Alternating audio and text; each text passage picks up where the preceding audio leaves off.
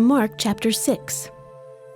Then the perfect time came for Herodias to cause John's death. On Herod's birthday, he gave a dinner party for the most important government leaders, the commanders of his army, and the most important people in Galilee. When the daughter of Herodias came in and danced, she pleased Herod and the people eating with him. So King Herod said to the girl, "Ask me for anything you want, and I will give it to you." He promised her, "Anything you ask for, I will give to you, up to half of my kingdom." Then the girl went to her mother and asked, "What should I ask for?" Her mother answered, "Ask for the head of John the Baptist." At once the girl went back to the king and said to him, "I want the head of John the Baptist right now on a platter." Although the king was very sad, he had made a promise, and his dinner guests had heard it, so he did not want to refuse what she asked. Immediately the king sent a soldier to bring John's head. The soldier went and cut off John's head in the prison and brought it back on a platter.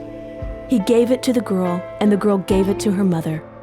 When John's followers heard this, they came and got John's body and put it in a tomb. There are three kinds of people in this passage. First, there are people like John the Baptist, who live out an uncompromised devotion to God. Then, there are people like Herodias, who have an uncompromised devotion to themselves. And finally, there are people like Herod, who live an unsettled life of constant fear and struggle between their conscience and self-interest. The Bible defines this third group as unstable doubters who have divided minds. John's heart burned hot with commitment to God, no matter what the cost. Herodias was cold and calculating, with no heart for God or anything good. Herod was simply lukewarm. Jesus said he would prefer we were hot or cold rather than lukewarm. So the Holy Spirit will redeem someone like Herodias before he will someone like Herod. We all struggle with areas of unbelief. Faith is, after all, a continual journey of discovery. But many people, even Christians, want to do what is good but are afraid of the consequences of their commitment. They may have good hearts, believe in God, and even trust Jesus for their salvation, but they live like unbelievers, protecting what they're afraid of losing.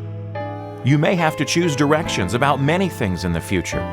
What could cause you to hesitate from taking an obviously correct path? Is there anything you're afraid of risking to follow God's clear direction?